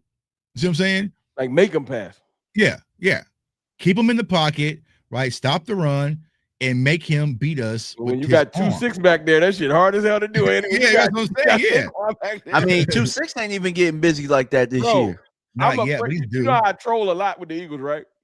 Go back and check my tweets. I ain't said nothing about him because I'm waiting. I'm like, nah. As soon as I say something about him, he's going off for 300. So I'm just, they got that easy ass schedule about to come up here in the second. I don't want to. Yeah, that's what I'm saying. I don't want to rev him up.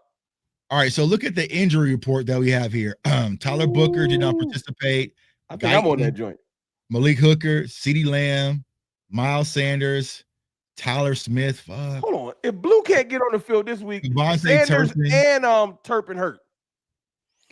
Dog, if Blue can't get on the field, you might as well wrap it up, bro. IR that dude. Don't your back hurt?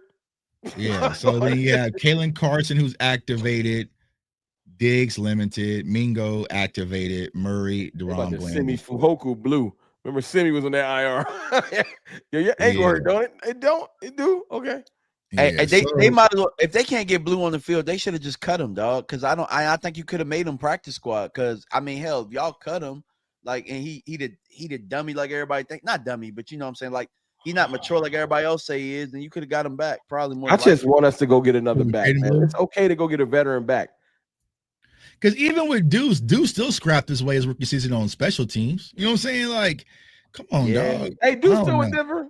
I gotta Yeah, look it up. I think he got activated last week. I'm happy for Deuce. I know we ain't supposed to. I don't Shout care. out to Deuce, bro. Dude, Yeah, he he had a gave hell of a Burrow- camp that's for the- us, too. That's the RJ Hell of a Harvey camp. show right now, Deuce. You know what I'm saying? Well, no, I'm just saying, like, I know Sean Payton likes Sproles, so he probably Right. said, I got the exact job for you. Like, I'm happy where Which he you at. thought would have been Brian Schottenheimer's thing because his dad coached Darren Sproles, and that was the whole conversation. But it's just like, I don't know. I ain't know that. Mm-hmm. Yeah. So I just know this. Javonte Williams, salute to you. I'm happy for what you've done because, you know what I'm saying, it is surprising to me. But to DMV's point earlier, please don't just run him into the earth. Please get him a little bit of reprieve so he can last into, because the way he run, I love it. But he one play away from us being like, so now what? And like, so please let him get a little bit of a breather so we can have him in. Maybe if we are on a playoff run in December, he not nicked up. Mm-hmm. I'm not trying to bench him. He can be RB1. See, I would call, but knowing the Cowboys, man, they about to run that cheap pickup truck that you talked about, Rome, into the ground. You know what I'm saying? They drive it on the highway. They drive like, call the Titans. Get Tony Pollard back. You like, nah, Tony Pollard and Williams? Bro, I would go get Tony Pollard's ass back right now. I'll go pick him up, bro. I ain't too far from Tennessee. And so which is so crazy. It's like, damn, bro, like Philly went and got Tank Big. Like, bro, we had Javonte Williams, Tank Bixby. We'd be lit right now. You know what I'm saying? Like, they ain't even they're not even using them. They just got him so nobody else can get him. He on special teams. But you know what, though? I will say this. If there's a position you probably can get in a couple of weeks right before the deadline, it would be a running back too. So I think it'll be possible, but will Jerry go do it? All right, so let me do this, Rome. You got one trade to make. What's your trade and what's the position? Oh, it ain't RB2. I'm sorry. It's probably edge. Edge. I like what Clowney came in and did and stuff like that. But you talking about can I send a one or ones is off limits? Ooh, you can do the one. This is a good idea. I would go get. We're not getting my man from Vegas. They're not. He like Vegas too. He's not leaving. Yeah, but I would call Cincinnati. Hey, dog. Yeah. Send me, and I don't even think you need to send him a one. I think they'll let him go for it too because he's not going to be there next year anyway. Right. He on a 1 year, so they'll take whatever they can get for Hendrickson. And I know he old, but he can come be our Brandon Graham. Come be an old pass rusher that can give me 8 sacks. Right. Yeah. I think somebody Cowboys fan Mayfield. So there's a couple moves, right? Like that you could do. Like if I were to use a one, I think I would try and go get a safety. I think you got to get somebody. Who you want though? Huh? I don't know. I think that some people talked about Simmons. Like I think at Caleb down. You could get him for free though. He on the block. Yeah, he's just out there. Yeah, I'm just saying. I probably would go get Simmons. You gotta get somebody that's going to make the quarterback think. But if I were to do the running back route, I don't think you got to go get like if you went and you want to make a splash, go get Kamara. You know what I'm saying? Because the Saints look like they're going into no man's land. But somebody said Nick Chubbs and Williams unstoppable. I think Woody Marks is starting to go off with the Texans. So when Mixon comes back, which I think is soon, you could possibly give away like a mid-round for a Chubb. You just need somebody that's a change of pace. You need somebody that's going to protect the quarterback, that knows what they're doing, that you can lean on a physical attack because the offensive line is playing very well right now. You know what really help? If our GM drafted the right damn running back and he would be on the field already, that would really help right now. Yeah, I mean, if you think about it, look, you had so many running backs in this class, yo. You could have drafted the right one and he could already be playing. You could have young and old, but instead you drafted somebody that can't even get on the field. I mean, you didn't have to draft Rebel. You really could have got Caleb. You about to get me in the about? Don't get me angry. Yeah, we could have you really Caleb. could have got Caleb. But Although, it is what it is. is he playing right now? Because Kenneth Gainwell He's in been the balling. doghouse a little bit out there in Pittsburgh. Yeah, I seen him get a little bit, but as you know, these young guys, they're taking a little bit of seasoning right now because Amari Hampton and Jimpsy finally just got off. So team weapons. We could have got by without Booker and just got Hampton. I mean, in all honesty, y'all, and I was having this conversation on Twitter, right? I don't think the Cowboys had strong feelings about this Micah thing until Donovan and Ezekiel Raku fell in their lap. Yep. And I felt like that was probably the conversation, okay, because we were all scratching our head, and I love the kid, but it's just like, why did we take him? We got tons of edges. They probably sat back and say, hey. I think they were looking at edge anyway. Hey, don't Dono. But why, bro? We already spent two first. But Tuck, remember, look, draft season, they gave like draft Shamar Stewart, and there was some other edge. Like they were looking at edge at that first pick. And we were like, why are they looking at edge? Remember that? Yeah. I think he flashed at me a little bit though last week. I think he's gonna be okay now. Who? Donovan? Oh yeah, he was gonna be okay. I say that, y'all. Yeah. I'm not saying Micah, because people be trying to force you. I'm not saying that. I'm saying, oh, he might gonna be all right one day. Because at one point it was like, oh, did we just waste a second? Cowboys Nation, let me do y'all a favor. Just thank you for the memories, Micah Parsons. Yeah, let it go. And just forget them. Because I think people are trying to find another one. You're not getting another one. I promise you that you're not getting another Micah Parsons. So don't go into the draft. Even if we got Max Crosby. He's not Micah. He still ain't Micah Parsons. He's not Micah Parsons. And that's what people don't understand. If you traded for him, you would be like, all right, we got Micah. And Cleveland not letting him go. Right. Yeah. You got him, I'll be like, now, bro. You got him. You had to trade 6-1. Yeah. So, or how about this? Why don't you go fly to California or something like that and see if you could talk Aaron Donald out of retirement or something like that? You know what I'm saying? If Aaron come out of retirement, I'm not trying to be funny. He going home. Right. I'm gonna go play with Jared Verse. I'm not playing with y'all. Right. Yeah. Like I trying to be mean about great name, right? Jared Verse. Y'all know I love Jared Verse, right? I feel like Jared Verse is a dominant edge rusher. He's not Micah, right? Yeah, he's not. Because here's the thing. People want to coin Micah as just a defensive end. No, that's just where they goofy ass kept playing him. This is a guy that can play defensive end, linebacker. He would probably be a better covered safety than Donovan Wilson. Like, he can do a variety of different things. You see what I'm saying? So it's like, I heard this take earlier. Stop finding the next Micah Parsons, because even Abdul Carter right now, he's getting pressure, but he's not terrorizing like people thought he was going to do. I saw your conversation with Derek Eagleton earlier. I know. He saw it though. I know he did. I think what was said makes sense in the fact that if you're not going to use something right, because I'm mad. You already know my feelings about Micah. I would have never did it. Mm. But if you're not going to use them right, at least go get the value. And we was, as you just said, we might not never have used them right. We was going to treat him like Dak. I'm paying you a lot of money. You stop everybody. I'm not even building the defense around you.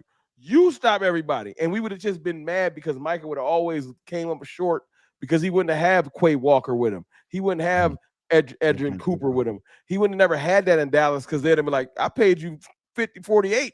You do it. Just like they do with Dak. So my point is, maybe in the long run, it's going to work out for both sides. He gets to be happy. He get his money. He get his team. And hopefully, Will McClay get his head out his ass and start drafting good players. Because we probably never was going to do like you said, Tuck. We was just going to put him on the edge and say, go be Reggie White or Lawrence Taylor. But that ain't even his game. So I see this conversation in smoke, and I think this is where people are messing up. That is not the case, right? People feel like dominant defensive ends are just extra. You know what I'm saying? They're just extra. That's not the case, right? It's not that they don't fizzle out. I think a lot of people, this is why I was trying to tell Derek Eagleton, if you look at it at a high level, because I saw someone mention, right? 1 sack in 4 playoff games, fellas. All right, cool, right? You're looking at a macro level. When you look at defensive end, you have to look at it at micro. Like, so DeMarcus Lawrence went through this, right? A lot of people hated D-Law because he didn't get sacks. They don't understand pressures, tackle for losses. They don't understand setting the edge, right? They don't understand that offensive linemen are having to make their adjustments, right? Even with Micah Parsons, I did a video on this last year, right? There was a play versus the Giants where the offensive lineman was so afraid, he kicked out of his stance early, got a false start, right? And the very next play, what happened? They fumbled a snap. So that was a course of action. Then he chased the quarterback from the backside, and the quarterback tried to throw it away, didn't put it out of bounds. Deron Bland ends up getting. So those little things do not show up. That's your point. That's a good point. You know what I'm saying? Like, if I make a player, they don't show how many false starts that Micah Parsons forced, right? Or forced throws. Yeah, if they actually called holds, like Dallas probably would have lost the game because they was holding the hell out of him, like, in that game. Right. So if you look at, and I could probably pull this up, I ain't gonna do it right now, right? Time to throw, right? From Dak from week 3, right, to week 4, Dak knew, and he did it. Excellent. I have to get this ball out. I gotta get it out. I have to, because if I don't, it's going to be problems, right? It's the same thing like back in the day. When Deion used to take away the whole right side, people like, oh, well, Deion didn't do anything. I'm taking away a whole right side of the field where quarterbacks are like, I'm not even going to throw over there. You know what I'm saying? I'm going to attempt it. You see what I'm saying? So there's more levels to it than just looking at the sacks and tackles. Well, bro, you got to shoot them some bail. You know what I'm saying? And I always like to do the nuance thing. What you're saying makes absolute sense. Everybody, there's no way nobody can, like, I did this when it first happened. Can't nobody tell me that Michael Parsons is not generational.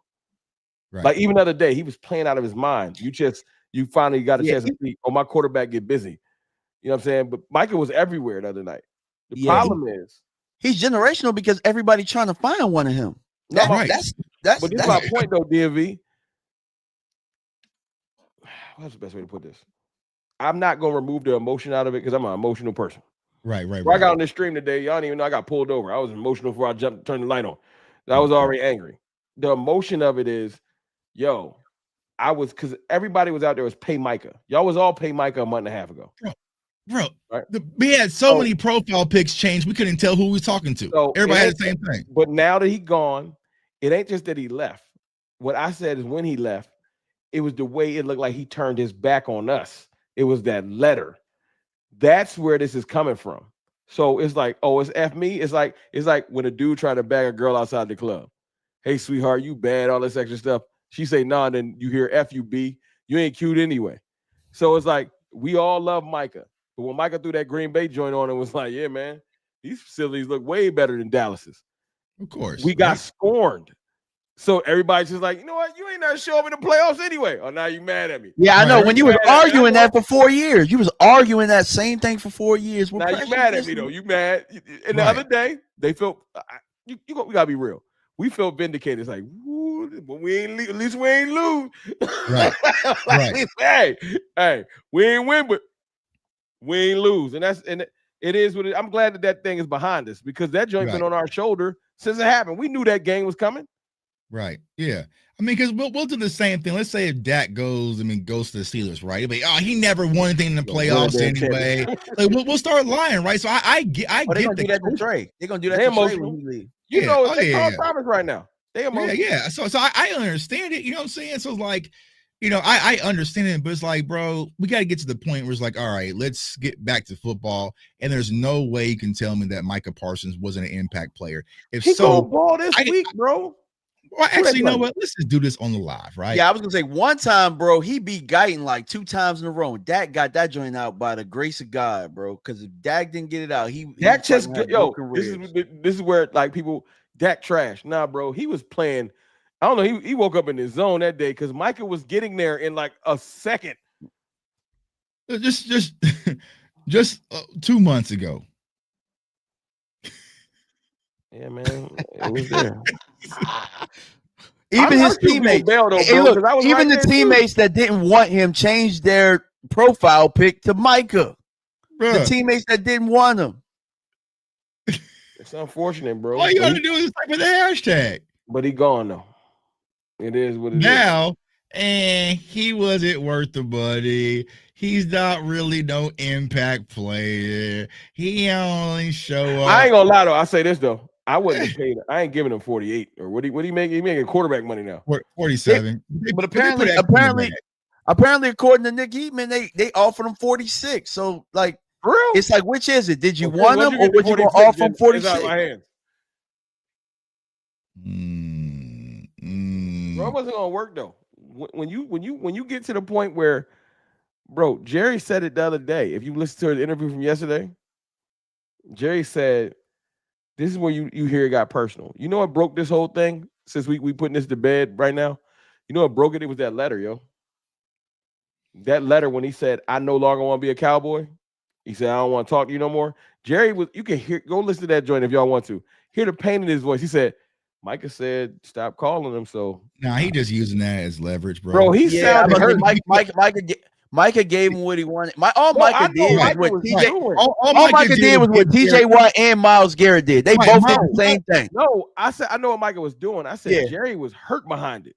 No, he wasn't hurt, bro, because I think I posted the article earlier on Mario. He wrote all the Cowboys players that have requested a trade, for DeMarcus Lawrence to Michael Irvin to the list goes on and on, right? He just needed something because Micah was already, he wasn't as loved as he thought, right? So they were able to kind of just spin it on him, and the fan base ate that up, bro. Like, Micah only did that because he was getting, the first thing was, I'm tired of being disrespected, right? Jerry was disrespecting him. So, you know, Micah is gone, but it is what it is. But I want to encourage the Cowboys fans is you have to stop looking for the next one. You're not. You're not going to get another one. You know what I'm saying? Like, you barely got that one. You barely got Falcons that one. left, you know what I'm saying? Prime left the Falcons. They thought, oh, we could get another corner. They ain't had another corner like that. So you got to attack it by like volume. So you got to hope that we use those ones right. Right. That's it. Right. Mm-hmm. Exactly. If you get like, if one of those ones lands you, let's just say we get lucky and we got our one of our ones land where Marion Hampton was, and we get our Marion Hampton this year, and he come in and average 1,300 yards, and then the next year it gets us. I ain't gonna say edge rusher. It gets, or let's just say that one we get lucky and we get Caleb Downs. You know what I'm saying? It's a whole, it's greatness in a whole nother area of the field, but we're not getting to Micah. Well, that's why I tell people that the Micah thing is not over until we find out what these picks turn into. Because if they turn into Matt Let's I was gonna say Matt Let's go. Yeah, they turn into Matt Let's go. Tighten up because I don't got a lot of faith. He has to hit it. He has to hit these picks, all four of them. He get another Mozzie. If it's a right tackle and a nose tackle or something like that. It has to be somebody that Cowboys fans are going to go out there and buy jerseys. 26 is on the board, bro. I'm going to be real with y'all. I know Dak playing out of his mind, but Dak is 32. I'm going to be real with y'all. 26 is on the board. 26, they'll build the team. If things don't look like this at the end of 26, I know I'm talking a long way from now. 27 is the quarterback. In 27, they will take those two ones and the one from 28, and they will move up and go get a quarterback. So that second first is off limits. That is off limits. 26 is on the board. In the 2027 class, y'all, just kind of give you know what I'm saying. I've been doing my draft shit. This year's draft isn't sexy exciting, to be honest with y'all. You got 3 defensive players, maybe 4 if you want to push a little bit. When it comes to Avian Terrell out of Clemson, cornerback, right? So you're probably looking at 4 guys that'll be like, okay, but it's not splashy. The 2027, that's the Jeremiah Smith. That will be the Arch Manning. That's going to be chaotic, right? That's I'm a Texans fan, but I don't know if I want Arch right now. You got to tighten up. He'll be right. He'll be right. But I have a guarantee you that one of these picks from this draft will be, for this Micah trade, will be used for a quarterback.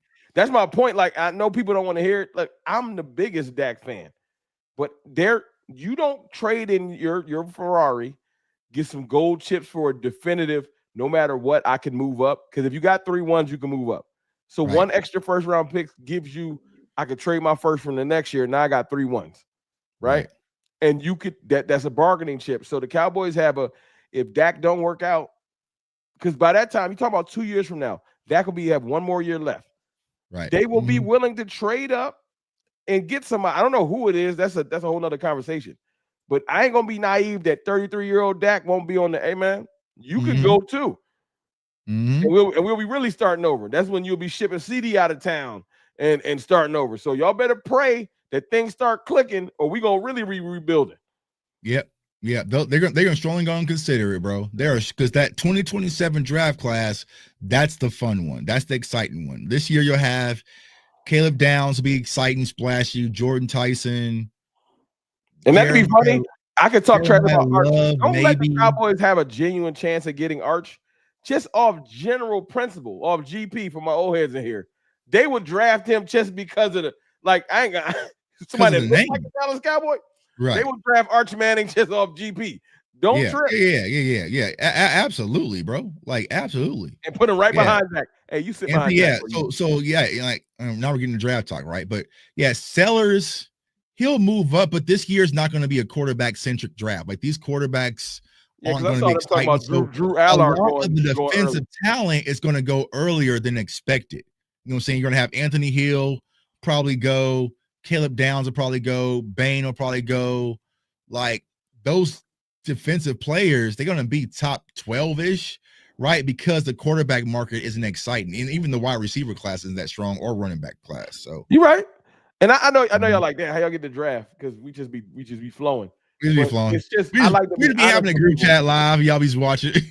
I just like to be honest. Like when I saw those 2 ones, I would trade them all the way. I've been trying to get Myles Garrett up off the Browns. I'd send them both right back out the door. Right. But I know we as fans want them to just get rid of them. Them things is gold bars. They are not. You got to rip them ones out of Jerry's cold dead hands. Knock on wood. You might get rid of a 2. You get rid of a 2 or 3. That's my point. They gonna say them ones because that's if your franchise looks really bad in a year and a half. Let's just say things don't work out. What's the best way to get juice back in your franchise? Look at the Giants. Right. The Giants. Yo, I don't even know if Jackson Dart gonna be good really. But one game, Giants fans is moving around with their chest out. I'm like, hey, y'all relax. No, you can't. Bro. That's the business of it, right? Create a problem, draft a solution. You see what I'm saying? So everyone, oh man, we don't. Oh, hey, we you're a salesman, bro. Max Crosby. So everyone's in panic mode, and then no matter who we draft defensively, oh, we back. We got the next. You know what I'm saying? Hopefully, no, imagine the quarterback. If Dak's, let's just say, he's struggling. This is all hypothetical, and we draft whoever the quarterback is in the first. 78, 90% of the fan base is gonna be like, we back. Right. No matter what our defense look like, no matter what's going on, like, we back. Right. So that's why Jerry's gonna hold on to that. That's his get out of jail free card. Was that from Monopoly? Right. Yeah, as long as he hold on to that, then he got everybody's heart. You know what I'm saying? He do. Because look, when we look, hey Tuck, I'm about to be selfish. I was joking about that the PFF, but yo, when I went on there, having 2 firsts was lit. I was like, oh, it's fun. Here's what I tell people, bro. The tie is not going to screw us until draft season.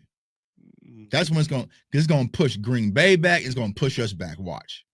I guarantee. But yeah, man. I mean, Green Bay pass around and get us in the early 20s. I'm gonna be in heaven the whole. I'm like, why you not mad? We ain't go through the playoffs. I'm like, shit, these mock drafts going crazy.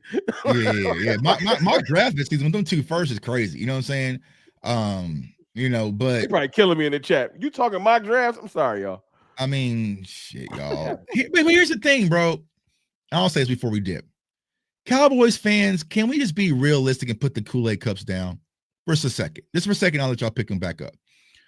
You should not be upset that people are talking mock drafts or next year because your organization told you they are not all in on winning this year.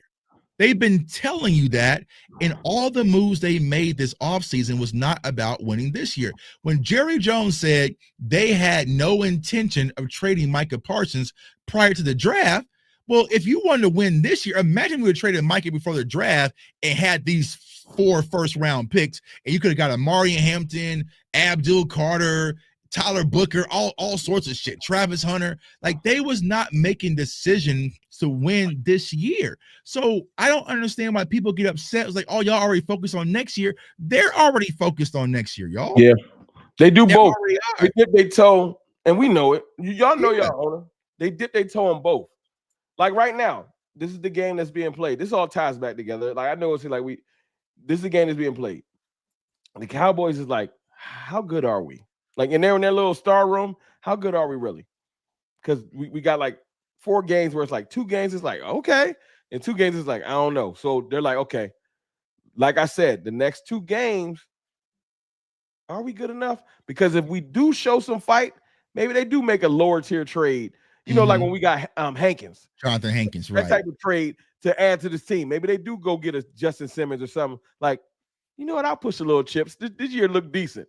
If we struggle, y'all, they gonna pull back to Right. like so. Right. It all do matter because if the players on the field want some help, y'all got to go earn it. Because here's the thing, Rome. Not only are we losing games, but the way that we're losing, Cowboys fans aren't pissed off. You know what I'm saying? Like, even that Philly game, like you were swore we beat Philly the way some fans were acting. You see what I'm saying? No, we was on the ropes last week. The You know what I'm Bears saying? game put us on the ropes, and then like what's that meme where the dude came up like with a beat? Oh, yeah. Like we was dying, and then like after last week, we like everybody's watching this game like this. This week, everybody's watching like, is we good for real? That's all we want to see. Yeah. Is we good for real? Now, if we show up, it's gonna be like you're gonna be moving different for the Panthers game. If we show up, the Panthers game might be the real trap game because we're gonna be beating our chest. Yeah. Hey, it's the Rico game, baby. Oh yeah, Rico's revenge. My guy B Bird, the $5 super chat said, "Joe "Jonas loves like Rico like because that. fans love buying it. Name it all in season. We need to trade for Max Crosby now." Yeah, for me, I would trade for him. I would go all in, right? But I would have sold Micah. You know what I'm saying before the draft but they are not. Bro, I would have traded Micah for Max if you want to keep it funky. Bro, and here's the thing, bro. If you really cared about building, I would have sent Micah's ass to Tennessee, right? I would have sent him to one of these trash. Bro, you know who would have took him? Exactly, because you knew that them number ones was gonna come back and number ones were gonna hit, bro. Honestly, that's what Howie been doing. Howie been sending a player and getting them picked. Saints and shit, like all sorts of If you was worried about this year, you would have called Cleveland. Hey, question: where's Hassan Reddick at? He's in Tampa, ain't he? Oh, yeah, Tampa. He all right down there. He okay. He ain't killing it, but he all right down there. I'm pretty sure they got more back from trading than they would if they would have held on. Now they actually messed that up because Bryce Huff is he back okay in San Fran, but it ain't work out like they wanted it to. But that's my thing with Howie. Bro, Howie will go after Bryce Huff and pay this man. Paid him and realize I messed up and they go fix it. And then he'll go fix it, and then now all of a sudden it don't matter because they won the Super Bowl. He was on their team. Bryce Huff would still be a Cowboy. Struggling. Starting. I paid you. You better figure it out. Yeah, you better figure it out. Or coaches, you better figure out how to use him. You better play him. That's what's happening right now. Yeah, they still won't let Mozzie go, bro. They gonna hold him to Mozzie just for dear life. You know what I'm saying? So it's just I feel bad for him, like DMV said. Just let him go develop somewhere else. He might become somebody. That's Will McClay fault. That's on him. You know I agree. Will McClay pick. Pass rush getting better. We got patience. It's the fickle fans that just like I saw Ezraku flash a little bit. I saw him get washed in a running play. I also saw him make a dominant edge play. I'm like, oh, he coming along, but our fans want him to be Micah. Right. That's why I'm glad he didn't pick 11. If he'd have picked 11, set improper expectations on these kids, right? Jalen Tolbert had to be Mari Cooper, right? Like, Donovan got to be Micah. Like, they're not going to be that. Let them be themselves. Just like Jadon Blue. All this Jadon Blue talk. He come in and get 30 yards. Y'all gonna kill him. Right. They was trying to kill Ashton Genty. Right. Yeah. He come in. Let's just say he comes in and he gets 6 carries for 17. Jadon Blue ain't like that. I'm like, see, y'all already throwing away. He just got on the field. Right. You know what I'm saying? Right. But that's our culture, bro. You know we ain't got no patience. Yeah, we ain't got no patience, dog. Well, hey, man, we appreciate y'all for tuning in, man. Everybody in the chat, man, we appreciate y'all got all the super chats, man. Like the content, share the content, let everybody know live. We're gonna do this more, you know what I'm saying? It ain't done. You know what I'm saying? We're gonna do it some more. I'll be out of town next week, but we probably can still run it. My dog Rome, man, everybody for seeing you first time. Everybody know they can find you, bro. Hey man, it's CFT. You can find me on YouTube, Cowboys Fan Talk, Cowboys _Fan Talk on Twitter. And I got other apps, but I got to do better, like Tuck be telling me. He's dormant over there. I'm sorry. DMV, my dog. Let everybody know they can find you, bro. Hey, y'all can find me at DMV Fanatic on all platforms. On X though, it's DMV Fanatic 1, and I'm just releasing the Javonte Williams film session in 2 minutes. So I tried to put the link in all of our chats. So man, if y'all want to go see how the offensive line right now. Yeah, if y'all want to see how the offensive line, how the coaching and stuff like that, the scheme, man, look, it's a lot to unpack, but go check it out. Yeah, facts. And Appreciate for those y'all. of you seeing me, CFO Sports, man, come on through. Doing a lot of Cowboys talk, but a lot of NFL talk as well, college football, doing some draft prospects. I'm kind of slow rolling that out because they haven't played enough games. So I want to be like, oh yeah, this is my number one guy, even though I already know who my number one guy is, right? And then follow me on all social media platforms at JTuck151. Follow me on TikTok. I've been doing periodic morning lives on there. Shoot the Cowboys TikTok out there, just answering live questions. Still trying to figure out the app, doing that there. And then yeah, man. So we appreciate y'all, Cowboys Nation, as always, for supporting us here at Cover 3. Like I said, we're not done. We got a lot of work to do. We're gonna try to figure this thing on out and hopefully find a way to win this year. Because I know I'm like a lot of y'all. I'm sick and tired of being losing and just being mediocre. I want that success, especially seeing what's going on in their vision. So we're gonna try to get it, man. So it's your boy J Tuck, CFT, DMV, and we are Cover 3, and we are out. Peace. Today's video is brought to you by Sleeper. So you think you know football, huh? Okay, let's turn your football knowledge into real money. Download the Sleeper app, the ultimate fantasy app that can turn game day into payday. Just download the Sleeper app and pick more or less on your favorite players. With more stats than any other daily fantasy app, just choose 2 or more of your favorite players from pregame or live stats. Pick more or less from predicted stats, and you can win up to 1,000 times your money if your pick wins. So use the promo code CFO and you'll get up to $100 match on your first deposit. So download Sleeper now and let's get this money, gang.